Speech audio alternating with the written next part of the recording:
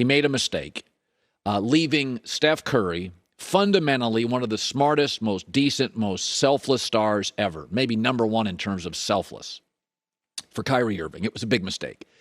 And he left, and not because he hated Steph, but he's not confrontational. Kevin Durant's more passive-aggressive. He's got a secret Twitter. He's good at reacting on social media, but he did not want to confront Draymond Green. And in the end, because of that and that inability to confront, he went to Brooklyn. And it's been a mess. 2 first-round exits, a second-round exit. It's been a mess. But Kevin Durant, to his credit, is not making the same kind of mistake. He's not going to leave here. He's tied in financially with his contract. But I said a couple of weeks ago, he's got to go upstairs to the owners and executives and lay it out. Like let's think about moving off Kyrie. It's time to be a grown-up. I know he's your boy, he's your friend, he's your buddy. It's time. You already made one mistake. You couldn't make up with Draymond. Don't make a second one. Don't tie yourself to Kyrie forever. You're better than him. You're harder working than him. You're more dependable than him.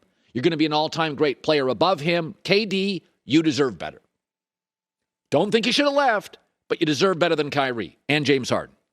And so now all of a sudden, stuff has suddenly happened. Anybody notice Nike announcing they'll move off Kyrie? Think it's a coincidence? Nike also represents KD.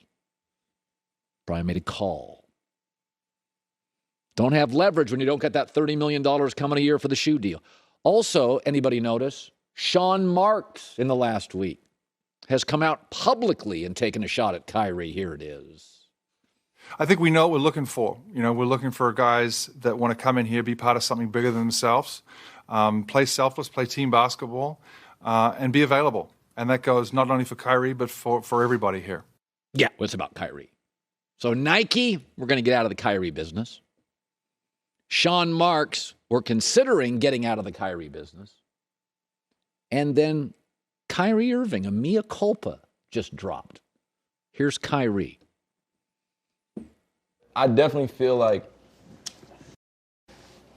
I was in the same maturity level I am now and understanding who I am. And I look back on that time then, we definitely would have won more championships together because there would have been a better man-to-man understanding about what I'm going through. I didn't know how to share my emotions. I didn't know how to, I didn't know how to do that. So instead of sharing, I isolated myself. And I just started pouring myself more into the game of basketball. And I had one of my better seasons, but I wasn't connecting with everybody as much during our championship year.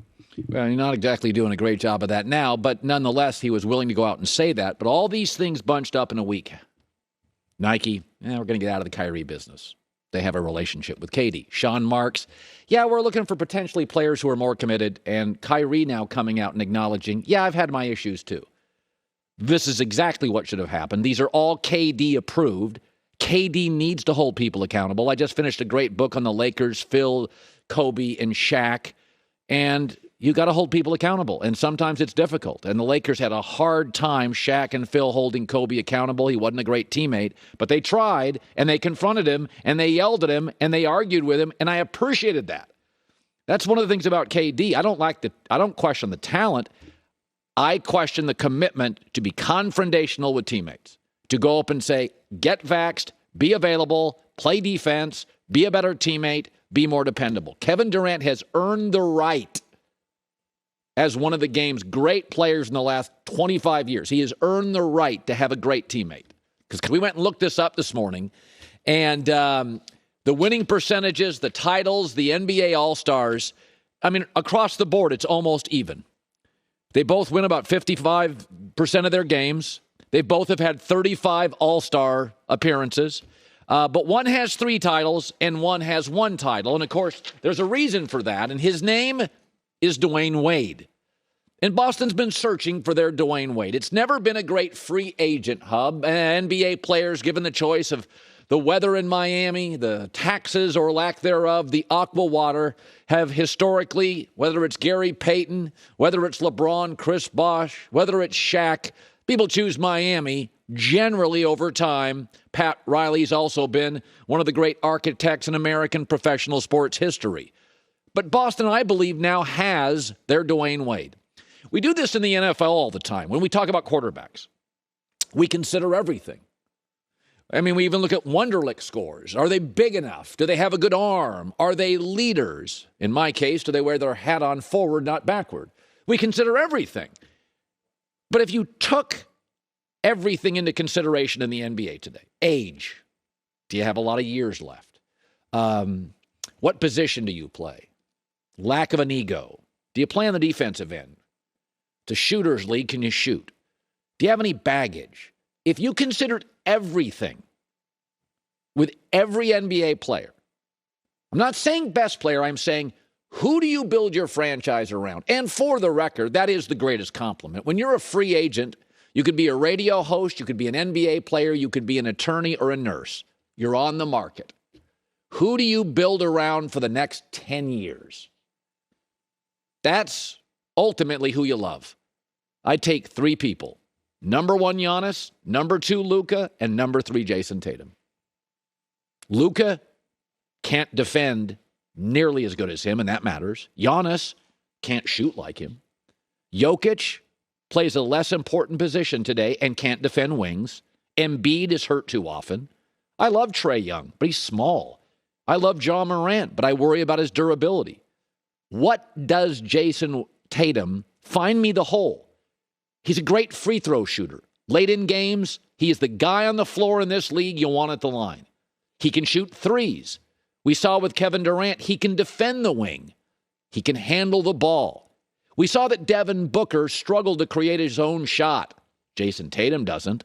And he gets better every year, slightly. Go look at his points, assists, rebounds, efficiency. They tick up every year. It's funny, there's always these lists, who's this, who's that. And I thought this morning, the greatest compliment you can pay any employee is, you're on the market. Let the bidding commence. Giannis, Luka, Tatum. Doesn't have baggage, no ego, plays both ends, plays the right position, can handle it, could bring it up, score on the wing, defend the wing. I don't know if he's the third best player in the league. I don't know. But Devin Booker, there's a guy that struggles to create his own shot. Ja Morant, will he stay healthy? Trae Young, who's he going to defend? Jokic, that position doesn't matter as much. Embiid, he's hurt too much. Giannis, Luka, Jason Tatum. And 24 years old, I believe this is the first year, in my opinion, this is the first year of his prime.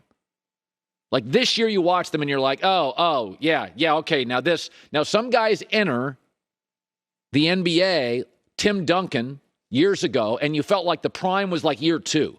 So it takes a while with the one-and-done guys. But I think this is the first of about 7 to 8 top 3 guys you'd build around in the NBA. I like Boston in the series. I think they'll get more good looks offensively. I think Miami will struggle to consistently get really good quality shots. I get the better defense, the better star, the better closer. I'll take Boston in 6. So, I like Chris Paul a lot. He did not have a great series, especially after Game 2, and I can acknowledge that. But Patrick Beverley, who is a feisty, annoying guy, not nearly the player Chris Paul has been in his career, but he was on another network, a former employer of mine, and just taking shots at Chris Paul. Here it is. Ain't nobody worried about Chris Paul when we play Phoenix Suns. Nobody in the NBA. And I'm just letting you know how NBA players feel. And that's the game to a point where he gets all the petty calls, all the swipe throughs at the end. I mean, this guy is out, man. We gonna be honest. We want to be really honest. He can't guard. Well, it should be noted, a lot of great stars, especially when they're 37, are not considered defensive stoppers. I think you'd be surprised how many all-time greats did not win a championship. In the NFL, we always say Dan Marino. But Warren Moon, Dan Fouts, Jim Kelly, never won Super Bowls. In baseball, either did Ted Williams, never won a World Series. Barry Bonds, Ken Griffey, Mike Trout, Tony Gwynn. In the NBA, Charles Barkley, John Stockton, Karl Malone, Patrick Ewing, Allen Iverson. And there's 2 things that you have to consider when you criticize Chris Paul and guys that haven't won a championship. In all sports, baseball, football, basketball. Number 1, who was in your way?